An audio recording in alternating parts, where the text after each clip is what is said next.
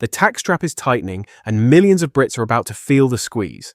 In 2025 to 2026, a staggering 2.5 million more people will be pulled into the higher tax bracket. What does this mean for your wallet? And why are so many being forced to pay more without any tax rate increases? Let's break it down. Imagine earning a little more but suddenly losing a big chunk to taxes. Sounds unfair, right? Well, that's exactly what's happening. 7 million people will soon be paying the 40% higher income tax rate, all thanks to a policy quietly draining more from your paycheck. But how did we get here?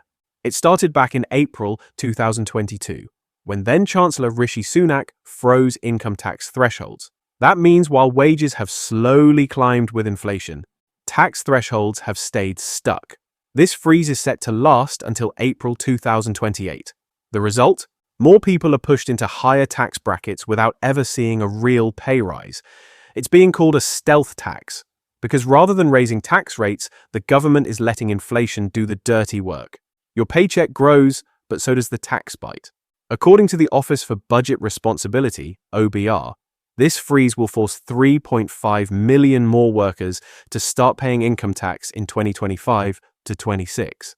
Out of those, 2.5 million will fall into the higher 40% tax band for earnings over £50,270.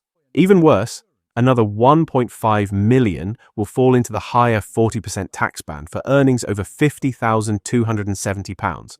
400,000 will enter the top 45% tax bracket for incomes above £125,140. But it didn't have to be this way.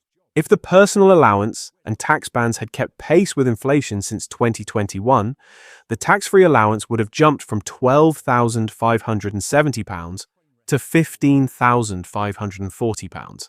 The higher rate threshold, that would be £62,340 now. Big difference, right? Yet in her first budget, Chancellor Rachel Reeves chose to stick with the freeze. Treasury officials claim they're focused on keeping taxes low, promising not to extend the freeze beyond 2027-28. But is that enough? Sarah Coles from Hargreaves Lansdown puts it bluntly, gone are the days when higher-rate taxpayers were the ultra-wealthy. Now, about 1 in 5 taxpayers are paying higher or even additional rates. We're all handing over billions more in tax, and it's only getting worse. Prime Minister Sir Keir Starmer, however, defends this approach. He insists that the government can't simply tax its way out of economic troubles left behind by the Conservatives. Instead, he points to tough spending cuts and a focus on economic growth as the solution. But with household budgets already stretched and more people dragged into higher tax brackets, many are wondering, is this really the right path forward? What do you think? Are frozen tax thresholds a necessary evil or a sneaky way to take more of your hard-earned money?